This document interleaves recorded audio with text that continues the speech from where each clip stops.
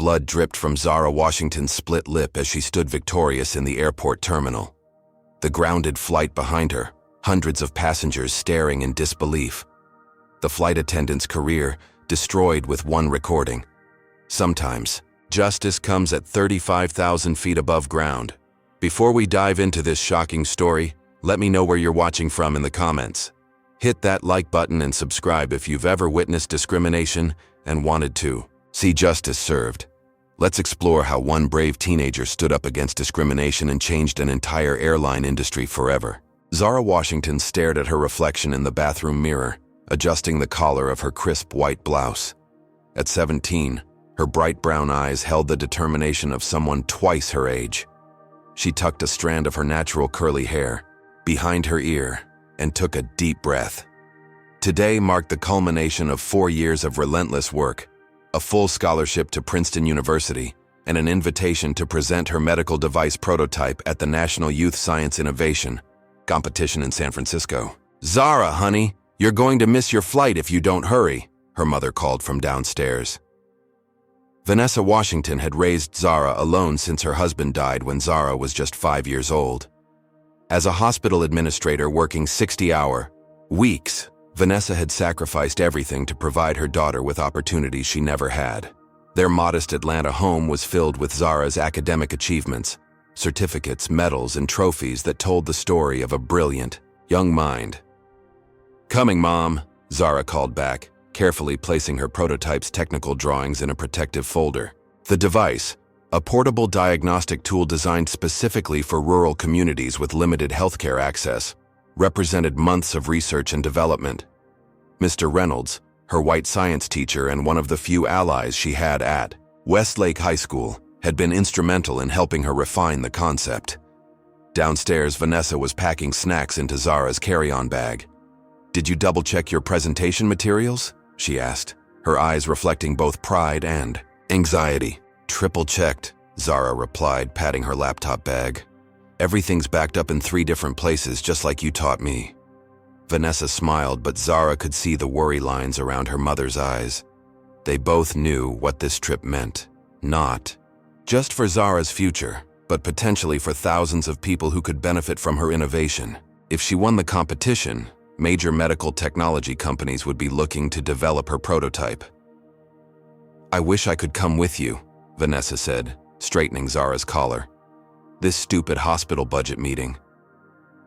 "Mom, it's okay," Zara assured her. "This is your big promotion opportunity. Besides, I'm 17. I can handle a flight by myself." What Zara didn't say was how nervous she actually felt. This would be her first time flying alone, and her first time in first class, a luxury included in her competition prize package. She had experienced enough prejudice in her young life to know that spaces of privilege weren't always welcoming to people who looked like her. The doorbell rang, interrupting her thoughts. It was Tiana, Zara's best friend since kindergarten, who had insisted on coming over before Zara left. "Girl, you're going to kill it in San Francisco," Tiana exclaimed, pulling Zara into a tight hug. "I brought you something." She pulled out a small box containing a handmade bracelet woven with threads of blue and gold, Princeton's colors. "For good luck," Tiana said, tying it around Zara's wrist. "So you remember where you're headed. No matter what happens." The gesture brought unexpected tears to Zara's eyes. "Thank you. I'll wear it during my presentation." Before they left for the airport, Mr. Reynolds called for a last-minute coaching session. "Remember, Zara," his voice crackled through the phone speaker, "your research is solid. Your prototype works. Don't let anyone intimidate you." His words reminded her of the countless times the school administration had tried to downplay her achievements or attribute them to diversity initiatives rather than her actual brilliance. Even winning the regional science fair had come with whispers that she had only won because the judges wanted to appear inclusive. "I won't, Mr. Reynolds," she promised. "I've worked too hard to get here." The drive to Atlanta International Airport was filled with Vanessa's last-minute advice and reminders. When they finally arrived at the departures terminal, her mother pulled her into a fierce hug. "You call me the minute you land," Vanessa instructed. "And remember what I always tell you. Stay Stand tall and never let them see you break. Zara finished. It was the mantra that had carried them both through countless difficult moments. As Zara walked through the airport security checkpoint, she sent quick texts to both her mother and Tiana. The reality of traveling alone to represent not just herself, but her school, her community, and young black scientists everywhere settled on her shoulders. The weight was heavy, but her steps remained steady as she headed toward her gate, unaware that the journey ahead would test her in ways no science competition ever could. Zara approached gate B23 with her boarding pass clutched tightly in her hand. The attendant announced that first-class passengers could begin boarding, and Zara stepped forward, presenting her ticket with a mixture of excitement and apprehension. "First class?" the gate agent asked, raising an eyebrow as she scanned the boarding pass. Her tone held a note of disbelief that made Zara's stomach tighten. "Yes, it's part of my prize package for the science competition," Zara explained, though she knew she didn't owe anyone an explanation. The gate agent reluctantly handed back her boarding pass.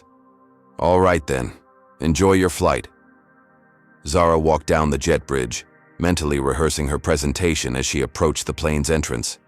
A flight attendant with a perfect blonde, updo and a name tag reading Heather Caldwell greeted passengers at the door. "Welcome aboard," Heather said to the older white gentleman ahead of Zara. When Zara stepped forward, Heather's smile faltered. "Boarding pass, please." Zara handed over her ticket, which Heather examined with suspicious scrutiny. "You're in first class?" Heather asked loudly, attracting the attention of nearby passengers. "Yes," Zara replied, keeping her voice steady, despite the humiliation burning in her chest. Heather inspected the boarding pass again. "These mix-ups happen all the time," she said, more to the passengers behind Zara than to Zara herself. "Let me double-check this." "There's no mix-up," Zara insisted, conscious of the line forming behind her. "It's a valid first-class ticket." A middle-aged white man in an expensive suit sighed impatiently. "Some of us have connections to make," he commented, checking his Rolex. After what felt like an eternity, Heather reluctantly returned the boarding pass. "Seat 3A, window seat on the left." Zara made her way to her seat, aware of the eyes following her. The first-class cabin was less than half full, with plush leather seats and ample legroom. She stored her laptop bag carefully in the overhead compartment before sliding into her window seat. An older white woman with perfectly coiffed silver hair occupied the aisle seat next to her. As Zara settled in, the woman, whose designer handbag proclaimed wealth and status, clutched her purse tighter and shifted slightly away. Zara pretended not to notice, focusing instead on retrieving her presentation notes from her personal bag. She had learned early that sometimes the best response to microaggressions was to excel visibly. The middle-aged businessman who had been behind her in line took the seat across the aisle. His name, she soon learned from Heather's effusive greeting, was Richard Bennett, apparently a frequent flyer with the airline. "Can I get you a pre-flight beverage, Mr. Bennett?" Heather asked, her customer service voice notably warmer than it had been with Zara. "Scotch, neat," he replied without looking up from his phone. Heather proceeded to offer drinks to every first-class passenger, somehow skipping over Zara entirely. The older woman beside her received a glass of white wine with a warm smile from Heather. The pattern continued as Heather distributed hot towels and took meal preferences from the first-class passengers. Each time she managed to act as if Zara's seat were empty or somehow not worthy of the same service. Zara thought back to her mother's advice about picking battles wisely. Was this worth confronting, or should she just focus on her presentation?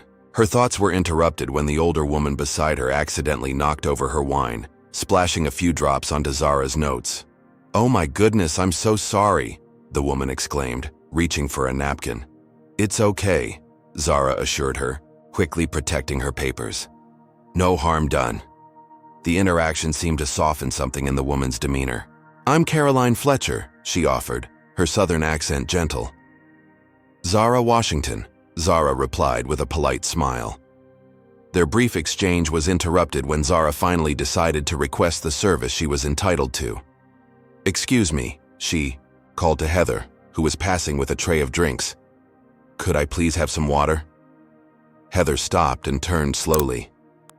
"This seat's not for you," she said loudly, her voice carrying throughout the first-class cabin. "I'll need to see your boarding pass again." Zara felt her cheeks burn as conversations around them halted. "I already showed it to you at the door," she said, struggling to keep her voice even. "And again when I boarded." "Well, there must be some mistake," Heather insisted. "These seats are premium class." The implication hung in the air, clear as day. Someone like Zara couldn't possibly belong in first class legitimately. Zara's hands trembled slightly as she reached into her pocket and produced her boarding pass for the third time. "Here it is again," she said, her voice remarkably steady despite the storm of emotions inside her. "Seat 3A, first class." Heather snatched the ticket, examining it with exaggerated scrutiny, while several passengers watched the interaction unfold. Her lips tightened into a thin line when she couldn't find any discrepancy. "Well, this is highly unusual," Heather muttered, reluctantly handing back the boarding pass. Richard Bennett, the businessman across the aisle, cleared his throat loudly. "You know," he said to no one in particular, though his voice carried deliberately, "these people should really be seated in economy. First class has certain standards." The casual cruelty of his statement landed like a physical blow. Zara gripped the armrests of her seat, her mother's words echoing in her mind. "Never let them see you break." Throughout the cabin, reactions varied. Some passengers suddenly became very interested in their magazines or phones, avoiding eye contact. Others watched with uncomfortable fascination. A few shook their heads in disapproval. Though whether at Heather's behavior or at Zara's presence wasn't clear, the plane's intercom crackled to life. "Ladies and gentlemen, this is Captain Davis Miller speaking.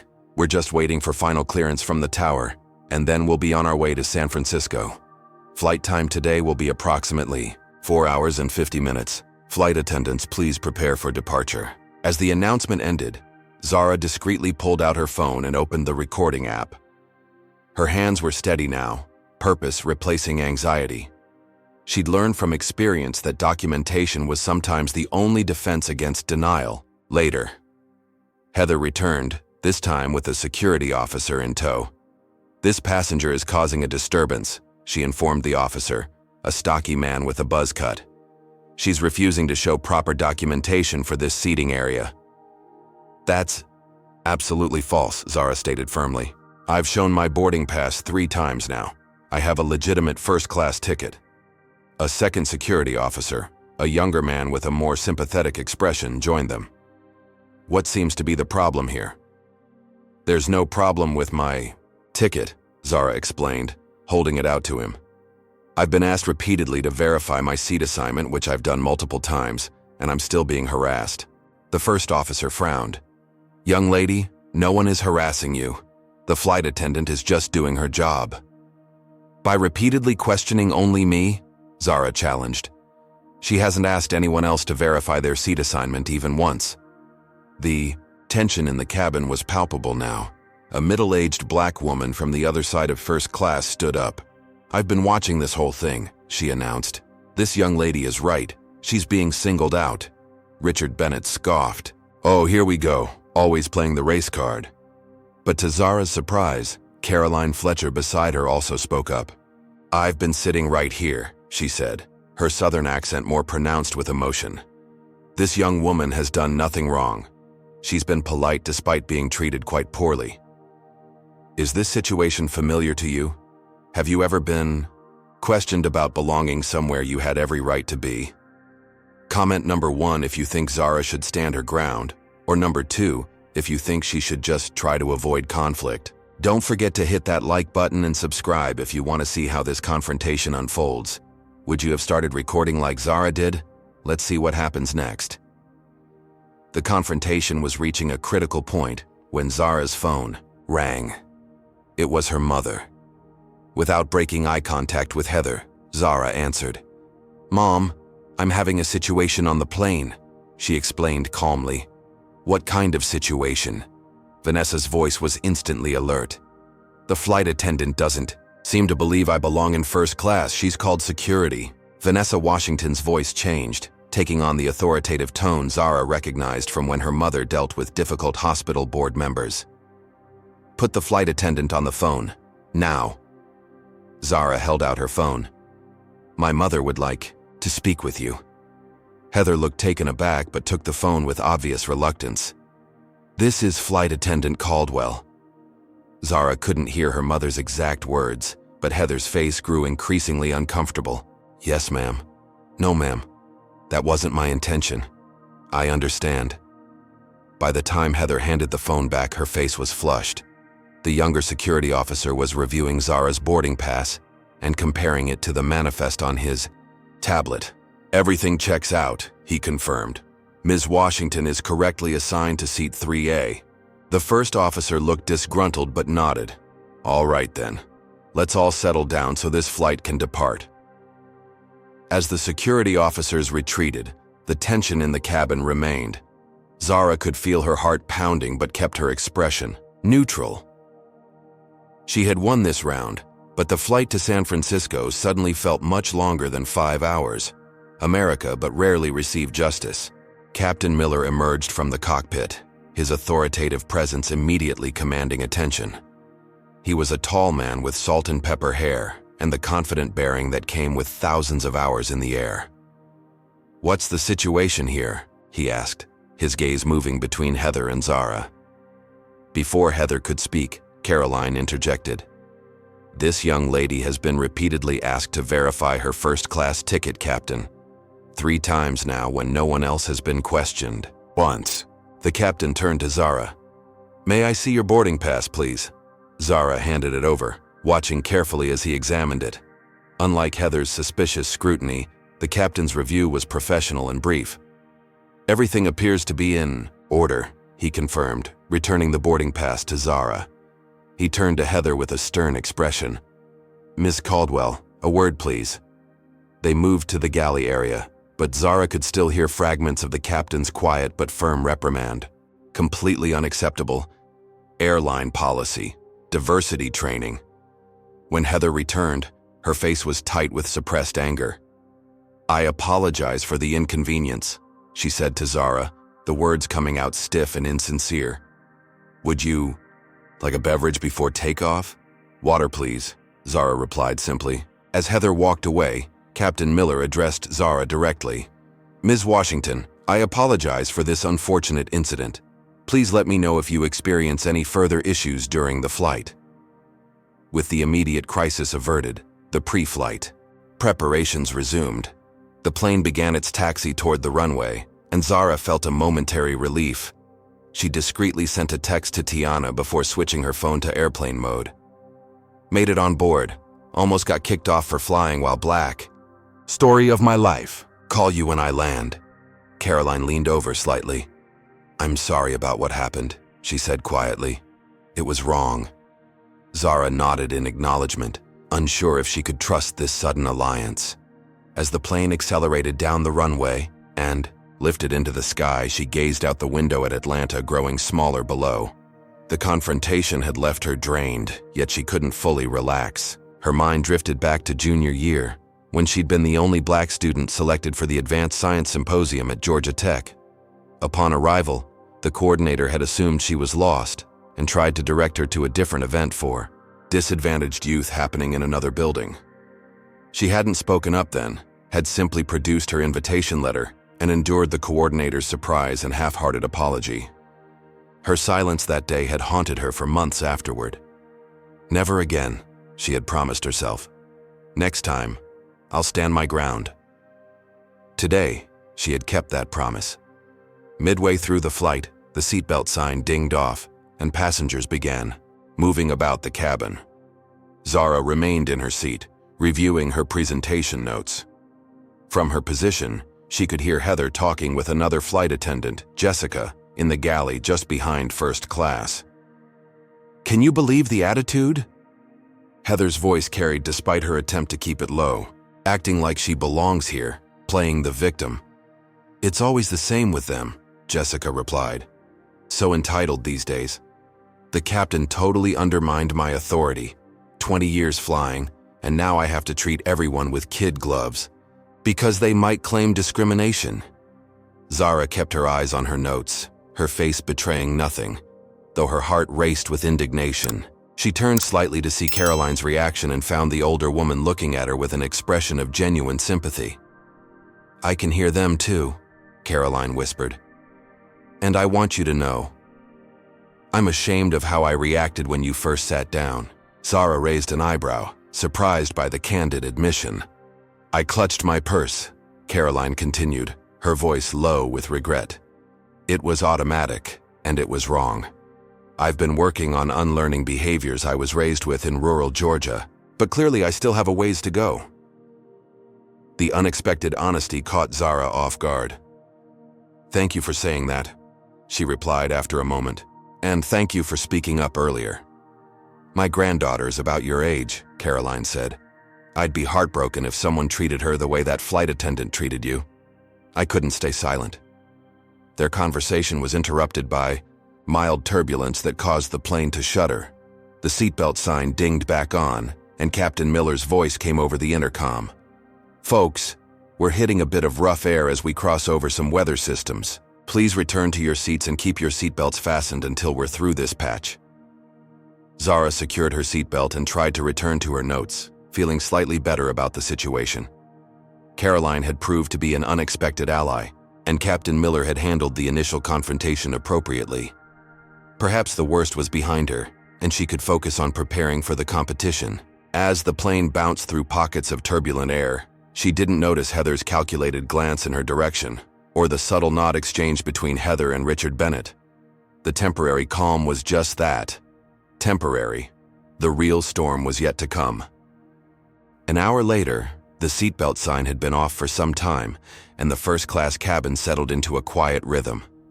Heather announced that meal service would begin shortly, and Zara carefully arranged her tray table, moving her presentation materials to make room while keeping them organized. When Heather approached with the meal cart, she served Richard Bennett first, then worked her way methodically through the cabin. She placed Caroline's meal with professional efficiency, then turned to Zara with a tight smile. "Chicken or pasta?" she asked, her voice overly sweet. "Chicken, please," Zara replied, maintaining eye contact. As Heather leaned forward to place the tray, her hand slipped, sending a cup of steaming hot coffee cascading directly onto Zara's lap and presentation materials. Zara jumped up with a startled cry as the scalding liquid soaked through her clothes and splashed onto her laptop and prototype diagrams. "Oh my goodness, I'm so sorry," Heather exclaimed, her voice dripping with false concern. "The turbulence must have caught me off balance." There had been no turbulence. The air was perfectly still, and both Zara and Caroline knew it. "That was deliberate," Caroline snapped, already reaching for napkins to help Zara. Zara grabbed her laptop, turning it upside down immediately to drain the coffee away from the electronic components. Her carefully annotated diagrams were soaked, the ink beginning to run as the coffee spread across the pages. "You did that on purpose," Zara said, her voice shaking with restrained anger. "That's a serious accusation," Heather replied coldly. "It was clearly an accident due to air turbulence." From across the aisle, Richard Bennett smirked. "Maybe if you hadn't been causing trouble earlier, the flight attendant wouldn't be so nervous around you." Zara ignored him, assessing the damage. With growing horror, her laptop screen was flickering and coffee had seeped into the keyboard. The prototype diagrams, containing months of detailed work and measurements, were stained beyond legibility. "I need to try to save my work," she said to Caroline, grabbing her laptop and rushing to the bathroom at the front of the first-class cabin. Inside the tiny lavatory, Zara used paper towels to carefully blot her computer, fighting back tears of frustration. She tried turning on the laptop, but the screen remained black. Pressing the power button again resulted in a brief flash before it died completely. Her clothes were stained with coffee, her prototype diagrams ruined, and her laptop, containing all her presentation files, was likely destroyed. The backup files were with Mr. Reynolds, but without Wi-Fi access on the plane, she had no way to retrieve them. When Zara returned to her seat, she found that Heather had made a minimal effort to clean up the spill, leaving most of the work to Caroline. Her seat was still damp, and her remaining papers were haphazardly stacked. "Here," Caroline said, offering Zara her own blanket. Put this on your seat so you don't have to sit in wet clothes. Thank you, Zara replied, arranging the blanket. Before sitting down, she attempted to salvage what she could of her diagrams, but the damage was extensive. During the remainder of the meal service, Heather pointedly skipped Zara, not offering her a replacement meal or even a drink. When Zara finally requested a glass of water, Heather responded with a curt, "I'll get to it when I can," but never returned. Richard Bennett continued making snide comments just loud enough to be heard. Some people just don't know how to conduct themselves in premium cabins. That's why there are standards. Zara tried to focus on solutions rather than her growing anger. Without her presentation materials, her chances at the competition were severely compromised. She needed to contact Mr. Reynolds as soon as possible, to have him email the backup files to her, but that would have to wait until they landed. Captain Miller's voice came over the intercom. "Ladies and gentlemen, due to air traffic congestion at San Francisco International, we've been informed of a 30-minute delay for our arrival. We apologize for any inconvenience."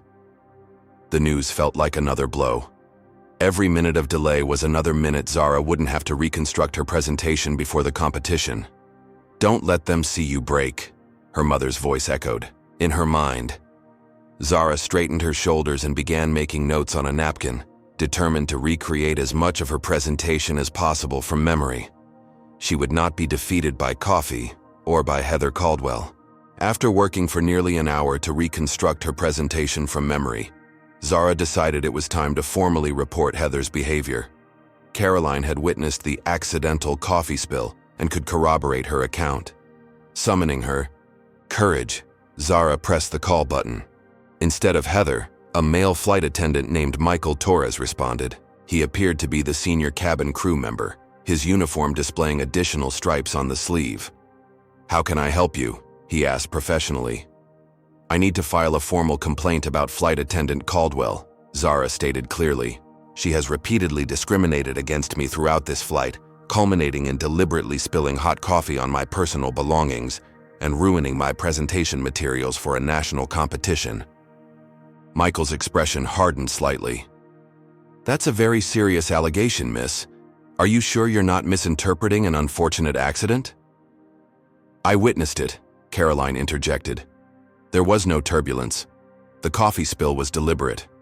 Michael looked between them, his loyalty clearly torn. "I've worked with Heather for 8 years. She's an exemplary flight attendant with an outstanding record." "And that makes her incapable of discrimination?" Zara challenged. "I didn't say that," Michael replied defensively. "But accidents happen all the time on flights. Coffee spills are common." "What about repeatedly asking only me to verify my right to sit in first class?" Zara pressed. "Is that also a common accident?" Michael shifted uncomfortably.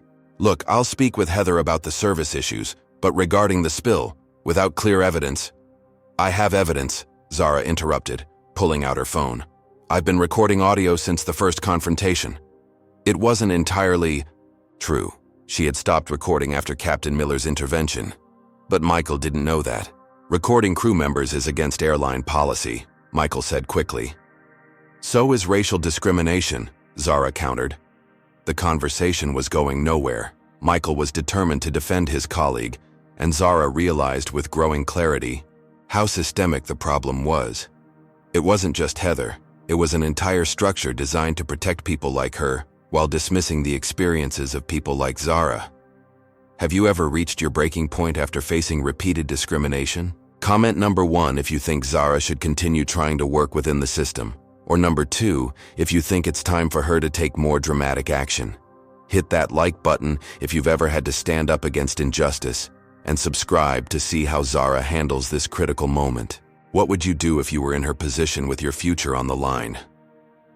As Michael walked away, promising a follow-up that Zara knew would never come, something inside her snapped. The culmination of every dismissal, every microaggression, every time she'd been told to be patient in the face of injustice, it all crystallized into a moment of absolute clarity. She stood up. "Excuse me," she said, her voice carrying throughout the first-class cabin. "I'd like everyone's attention, please." Conversations halted as passengers turned to look at her. Richard Bennett rolled his eyes dramatically. "Here we go again," he muttered. "Since boarding this flight, I have been systematically discriminated against by Flight Attendant Caldwell," Zara announced, her voice steady and clear. "I've been repeatedly asked to prove my right to sit in first class. I've been denied service provided to every other passenger. And most recently, my laptop and competition materials were deliberately destroyed when hot coffee was accidentally spilled on them." Heather pushed through from the galley. "Sit down immediately," she demanded. "You're disturbing the other passengers." "The only person who has been disturbing this flight is you," Zara replied, standing her ground, "and I'm tired of being silent." Passengers throughout the cabin were now fully engaged in the unfolding drama. Some had begun recording with their phones. "This is your final warning," Heather said, advancing toward Zara. "Sit down, or I'll have you restrained for interfering with a flight crew member." "Go ahead," Zara challenged. "Show everyone exactly who you are." Heather lunged forward, grabbing Zara's arm to force her back into her seat. Zara instinctively pulled away, and in the struggle, Heather's hand struck out, catching Zara across the face with enough force to split her lip. There was a collective gasp throughout the cabin. Blood trickled from Zara's lip, staining her white blouse with a stark crimson splash. For a moment, everyone froze, Heather in horror at what she'd done, passengers in shock at witnessing actual violence from a crew member.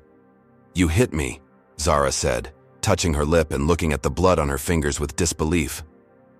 Caroline was immediately on her feet. "I saw it. She assaulted this girl." Other passengers began shouting as well, many holding up phones that had captured the entire incident. "Captain to the cabin immediately." Michael's voice came urgently over the intercom. Heather's face had drained of color as she realized the gravity of her action. "I didn't mean to." She was resisting. "We all saw what happened," another passenger called out. "She was standing and speaking. You attacked her." Captain Miller appeared from the cockpit, taking in the scene with a practiced eye, Zara with blood on her lip and shirt, Heather standing with a look of dawning horror, and a cabin full of agitated passengers, many recording everything. "Ms. Caldwell to the cockpit. Now," he ordered. Then, turning to Zara, "Are you all right? Do you need medical attention?" "I'm okay," Zara replied, her composure remarkable despite the circumstances. "But I want to press charges." As Heather was escorted to the cockpit, Zara stood in the aisle, bloodied but unbowed. In that moment, she embodied every person who had ever been pushed too far and finally said, "Enough." Captain Miller's voice came over the intercom, unusually grave. "Ladies and gentlemen, this is your captain speaking. Due to a security situation in the cabin, we will be making an unscheduled landing in Denver. Please return to your seats and fasten your seatbelts. Flight attendants, prepare the cabin for landing." A collective groan rose from the passengers, but no one directed their frustration at Zara. Instead, many looked at her with expressions ranging from sympathy to open support. The video of Heather striking her had already circulated throughout the plane via airdrop. Zara returned to her seat, accepting a clean napkin from Caroline to hold against her split lip. Her thoughts raced ahead to what would happen once they landed. Would she be arrested? Would anyone believe her version of events against that of a veteran flight attendant? "You should call your mother," Caroline suggested quietly, "before we land." Zara nodded, pulling out her phone as the plane began its descent. When Vanessa answered, Zara tried to keep her voice steady. "Mom, there's been an incident on the plane," she began. "What kind of incident? Are you okay?" Vanessa's voice sharpened with concern. "The flight attendant hit me," Zara said, the reality of those words still shocking. "She split my lip. The plane is making an emergency landing in Denver." "She what?" Vanessa's outrage was palpable even through the phone. "Put the captain on the phone right now." "I can't, Mom. He's flying the plane," Zara explained. "We're landing in about 20 minutes. "Listen to me carefully," Vanessa said, her voice shifting into crisis management mode. "I'm calling Jerome right now." Jerome Washington was Vanessa's brother, a civil rights attorney based in Chicago. "Don't sign anything, don't agree to anything. Wait for legal representation. What about the competition? Zara asked, reality crashing down around her. I'll never make it to San Francisco in time now. One problem at a time, Vanessa said, firmly. I'm booking a flight to Denver right now. Jerome will have a local attorney meet you at the airport. As Zara ended the call, she became aware of Richard Bennett speaking loudly into his own phone. It's ridiculous. This girl caused a scene, refused to comply with crew instructions, and now we're all being inconvenienced because she played the race card. Several passengers shot him disgusted looks. Actually, sir, a man in a business suit spoke up from across the aisle. I have the entire incident recorded. The flight attendant clearly assaulted this young woman without provocation. So do I, added another passenger holding up her phone. And I've already sent it to my daughter who's posting it online right now. Richard Bennett fell silent, but his glare at Zara spoke volumes. Caroline leaned over. Are you worried about what happens when we land? A little, Zara admitted. It's going to be my word against hers. It's going to be her word against about 30 witnesses and multiple videos, Caroline corrected. You're not alone in this. Outside the window, the sprawling landscape of Denver came into view as the plane descended through the clouds. Police vehicles with flashing lights were already visible on the tarmac, waiting for their arrival. Zara's stomach tightened with anxiety. Everything was spiraling so far from her carefully laid plans. The competition she'd worked toward for months was slipping away. Her project materials were destroyed. And now, instead of presenting her innovation to judges in San Francisco, she would be giving statements to police in Denver. I've ruined everything, she whispered. No, honey, Caroline said firmly. You stood up for yourself when no one else would. That's never ruining anything. The plane touched down with a slight bump, taxiing toward a remote area of the airport rather than a regular gate. Captain Miller's voice came over the intercom one final time. Ladies and gentlemen, we have landed safely at Denver International Airport. Please remain in your seats with your seatbelts fastened until further instructions. Law enforcement officers will be boarding the aircraft momentarily. As the plane came to a complete stop, Zara could see the police vehicles approaching. She took a deep breath, touching the bracelet Tiana had given her for luck. Whatever happened next, she would face it with the same dignity and strength she'd shown throughout this ordeal. She was her mother's daughter, after all. And Vanessa Washington had raised her to stand tall even when standing alone. The cabin fell silent as 3 police officers boarded the plane.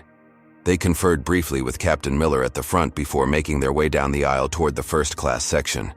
To Zara's surprise, they approached her first. Ms. Washington? The lead officer asked, a middle-aged man with a stern expression. Yes, sir, she replied, sitting up straighter. We need you to come with us, he stated. We've received reports of an unruly passenger interfering with the flight. Crew. Caroline immediately protested. That's absolutely false. She was the victim here. Ma'am, please stay out of this, the officer responded. But before Zara could even rise from her seat, passengers throughout the cabin erupted in objection. She didn't do anything wrong. The flight attendant hit her. Check our videos.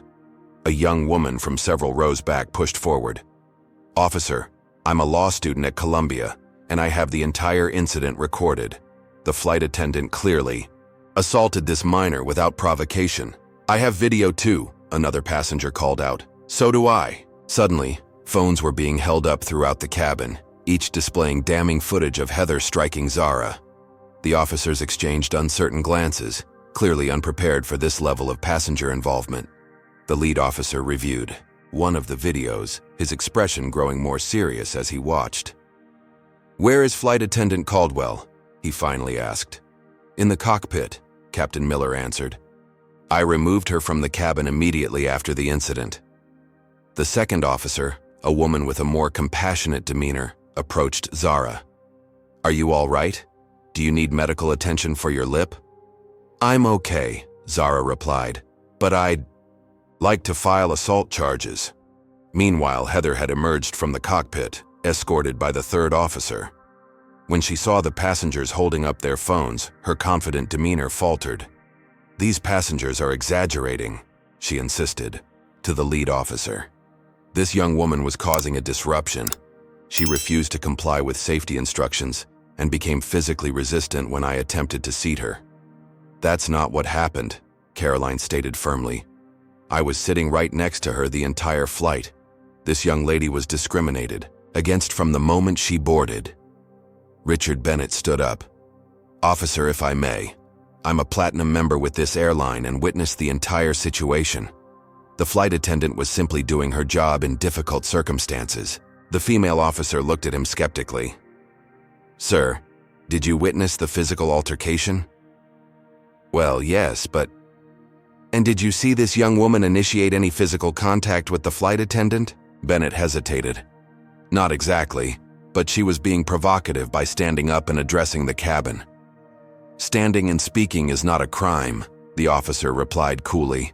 Striking a passenger is. By now, news of the incident had spread throughout the airport. As the officers continued gathering statements and reviewing videos, airline representatives in corporate attire rushed onto the plane, their faces tight with concern. I'm Sandra Reeves, Vice President of Customer Experience, a woman in a tailored suit announced. We're taking this incident extremely seriously. Behind the airline executives, media personnel had gathered at the terminal windows, cameras pointed toward the plane. Somewhere in the chaos, the story had leaked to the press. Zara's phone buzzed with a text from Tiana. OMG, you're trending. Warn justice for Zara is all over Twitter. Indeed, the videos of the confrontation had spread across social media with astonishing speed. Within an hour of landing, the incident had gone viral, with thousands sharing the footage and commenting on the blatant discrimination Zara had faced.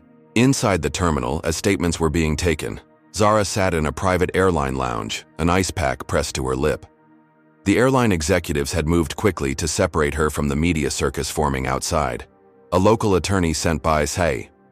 Her uncle Jerome had arrived and was sitting beside her, reviewing the airline's hastily prepared statement. This is a PR nightmare for them, the attorney, Ms. Daniels, explained. They're offering a private jet to get you to San Francisco in time for your competition, full compensation for your damaged property, and a public apology. Zara looked up in surprise. Really? They know they're facing a potential lawsuit. That could cost them millions, Ms. Daniels replied frankly. Not to mention the damage to their reputation. Justice for Zara is the #1 trending topic nationally right now. Outside the lounge windows, Zara could see Heather being escorted through the terminal by police officers. The flight attendant's career was effectively over, terminated by the airline within hours of landing and facing criminal assault charges. The showdown had reached its conclusion, but for Zara, the journey was far from over.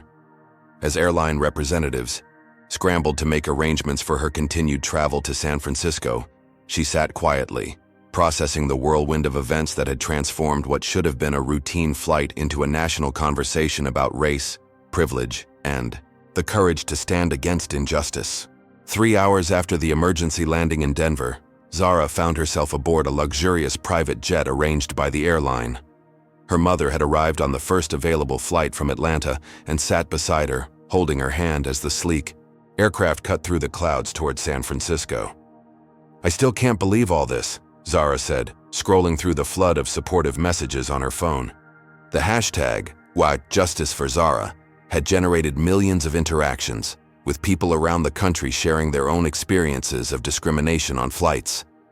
I can, Vanessa replied, her voice a mixture of pride and lingering anger.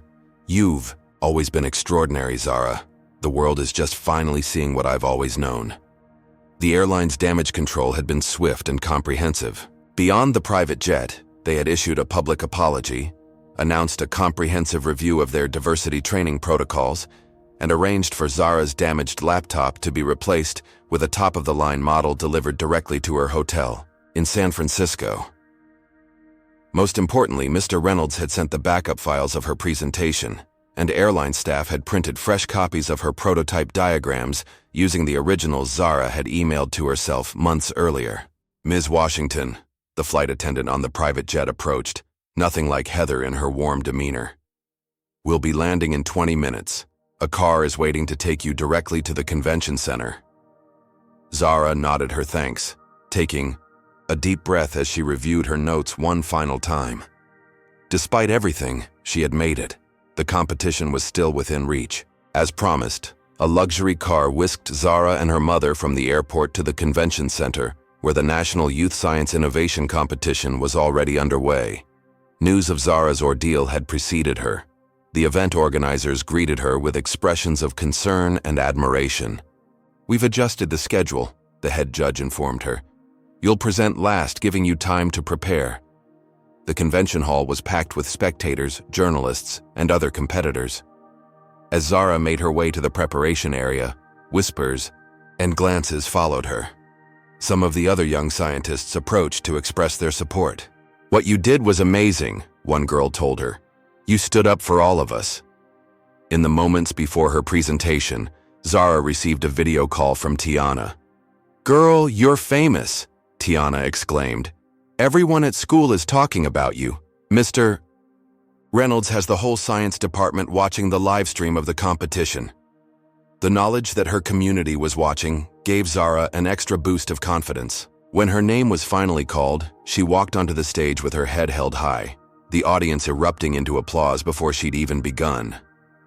Standing before the judges and hundreds of spectators, Zara took a moment to absorb the significance of her presence there. Her lip was still slightly swollen, a visible reminder of what she had endured to reach this moment. "My name is Zara Washington," she began, her voice clear and strong. "And today I want to present a medical diagnostic device designed specifically for rural communities with limited healthcare access." As she launched into her presentation, Zara found herself speaking with a new level of passion and purpose. She wove her personal experience into the narrative, explaining how her device could help address systemic inequities in healthcare, just as she had addressed systemic discrimination on that flight. "Access should never be determined by what someone looks like or where they come from," she stated, her words resonating far beyond the intended context of rural healthcare. "Everyone deserves to be treated with dignity and receive the services they are entitled to." When she finished, the audience rose in a standing ovation that lasted several minutes. The judges conferred briefly before announcing their decision, a perfect score across all categories. Zara Washington had won the National Youth Science Innovation Competition. In the days that followed, Zara's victory expanded far beyond the competition itself. The president of Princeton University personally called to reaffirm her scholarship and offer an additional stipend for her studies. Major medical technology companies expressed interest in developing her prototype. And perhaps most significantly, she received an invitation to testify before a congressional hearing on discrimination in the airline industry. 6 months later, Zara stood before members of Congress, her poised testimony capturing the attention of lawmakers and the public alike. "What happened to me on that flight happens to people of color every day, in ways both large and small," she stated. "The difference is that mine was captured on video and went viral. But everyday discrimination rarely makes headlines, even though its impact is just as real and just as damaging." Her testimony helped shape new legislation requiring enhanced anti-discrimination training for all airline personnel and establishing clearer protocols for addressing passenger complaints. On a warm August day, as summer drew to a close, Zara boarded another first-class flight, this time to New Jersey to begin her freshman year at Princeton. As she approached her seat, the flight attendant smiled with genuine warmth. "Ms. Washington, welcome aboard," she said. "It's an honor to have you on our flight today." The recognition wasn't just because Zara was now a recognizable figure. It was because every flight attendant in the country had completed the new training program developed in the wake of her experience, a program officially named the Washington Protocol. As the plane taxied down the runway, Zara gazed out the window at the Atlanta skyline growing smaller below. She touched the bracelet Tiana had given her that fateful day, still wrapped around her wrist as a reminder of how far she had come. Sometimes justice does come at 35,000 feet above ground.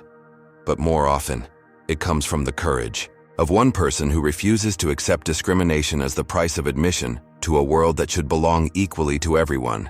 What would you have done in Zara's situation? Have you ever stood up against discrimination and found unexpected support? Comment below with your own experiences or thoughts on this story. Don't forget to like this video if Zara's courage inspired you. Subscribe for more powerful true stories of justice and resilience, and share this video with someone who needs to hear that standing up for yourself can lead to change that impacts countless others. Thank you for watching, and remember, 1. Voice can transform an entire system when that voice refuses to be silenced. Zara's story teaches us that confronting discrimination requires both courage and strategy. By documenting her experience, gathering allies, and refusing to back down, she transformed a personal injustice into systemic change. Her journey reminds us that silence perpetuates discrimination, while speaking up, even at great personal risk, can create ripples far beyond one incident. The most powerful weapon against prejudice is evidence. When Zara recorded her interactions and other passengers captured video, denial became impossible. This turned individual witnesses into a community of advocates. Caroline's evolution shows that allies may emerge from unexpected places when we stand our ground with dignity. True justice isn't just about personal vindication, but creating lasting change. Zara's testimony leading to the Washington Protocol ensures her experience protects countless others. Her story demonstrates that sometimes the most significant victories come after moments of greatest adversity. When we refuse to accept discrimination as normal, even when systems are designed to make us doubt ourselves.